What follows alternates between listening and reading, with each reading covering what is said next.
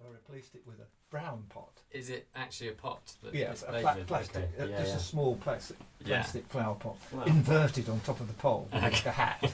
And it makes such a great sound when you hit it. That's where crackpot comes from, because if it splinters it, yeah. And in the end, it's so splintered that I think that's what happened. Yeah, it was on its way out. Right, crack on.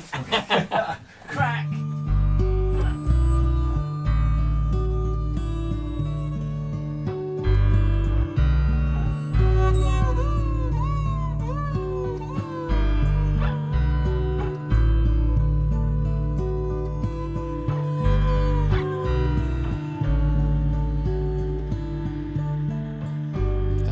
It's a 50-yard straight throw to a plastic flower pot on a plastic pole down the end of this avenue.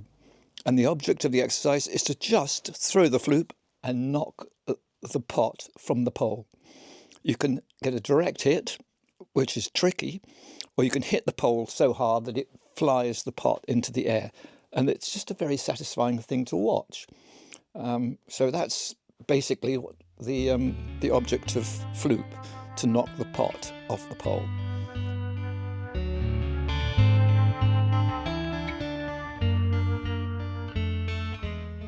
We have a kind of point system where, you know, if you knock the pot from the pole, that's in fact I have my list here somewhere, but I won't bother to. It's right here.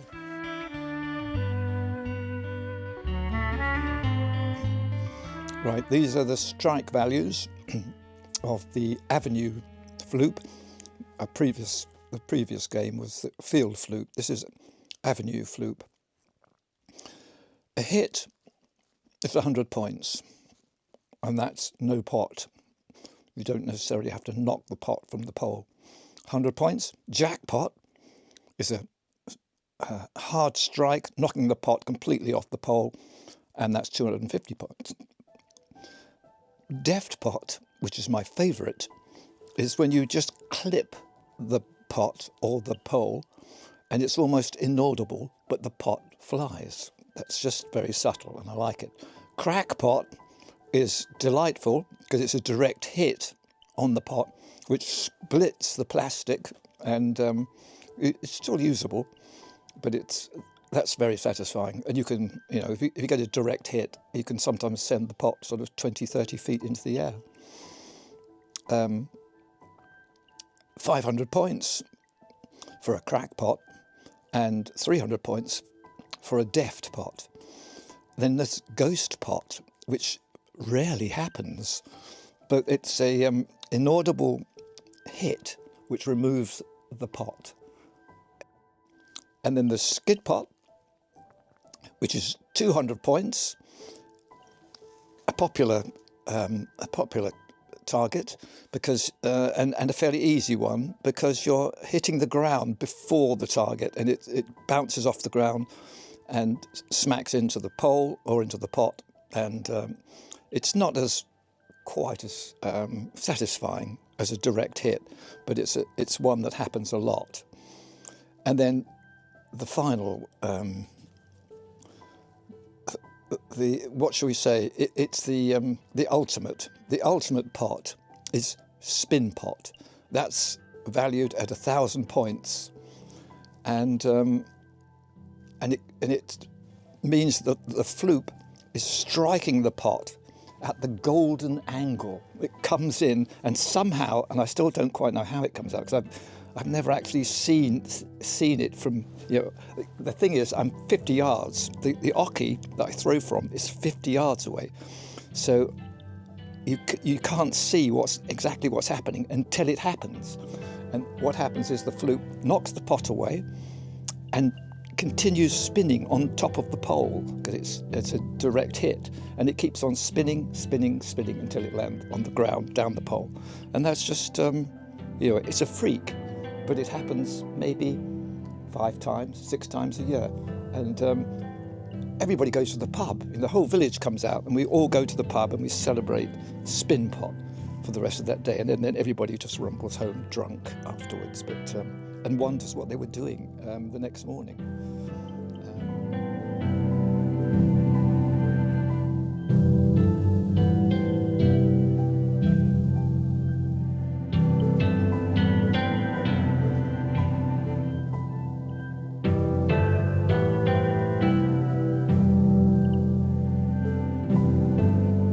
You can see why all my women friends have sort of petered out.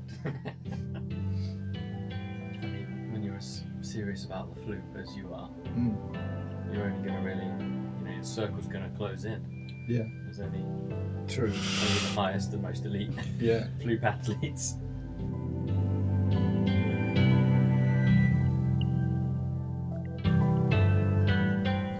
This year, no, it was last year, I got my best ever shot. It's when William had just finished off the round with a skid pot. We'd been at it for about 20 minutes or more, and he was going home, and it was getting too dark, and then it was dark, and I said, I'm going to get a dark pot, and it just took me through 3 throws. Yeah. Threw it down into the blackness, pang, and the pot wasn't there. It was because everything had become so kind of automatic. Great. But that I think that will always have to be my best throw. Yeah, You know. in the pitch black. There's got to be a name for that, which is, I suppose, night pot. Night pot. Night I pot. like that. Yeah. Although that sounds like it could be, like a pot under the bed. But Have we got our night pot ready?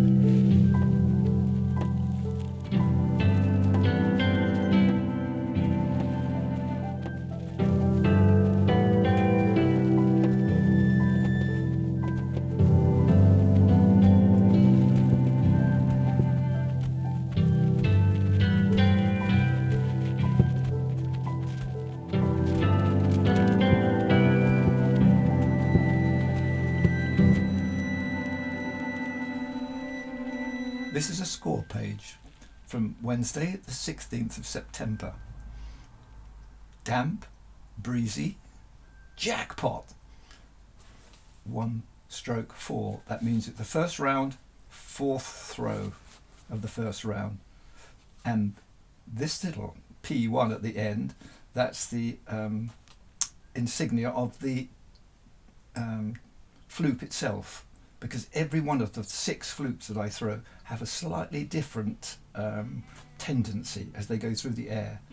So you have to allow for their characteristics.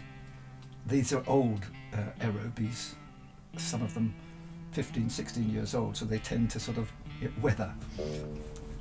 Thursday the 17th, still and dry. Second round, first throw, deft pot, and as it says here, after an untidy first round, P3 flew almost dead straight before clipping the pot and making a barely audible click.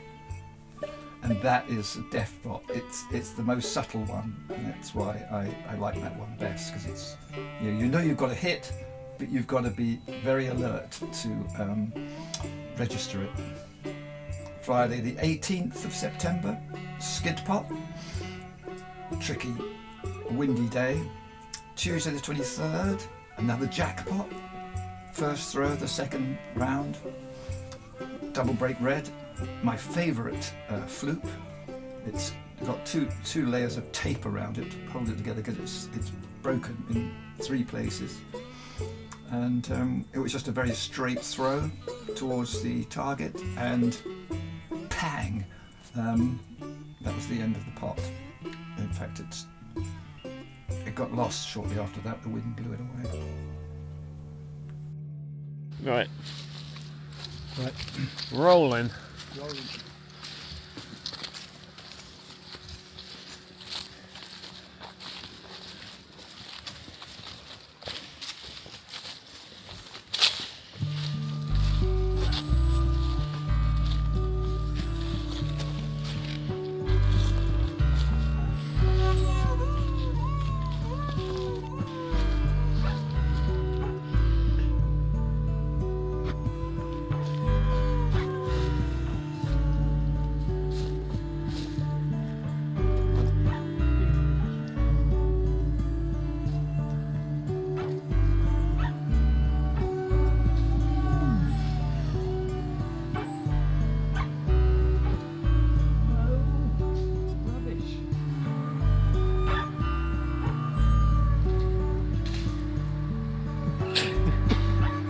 tape's come off.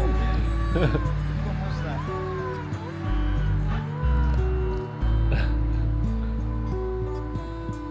R3 destroyed.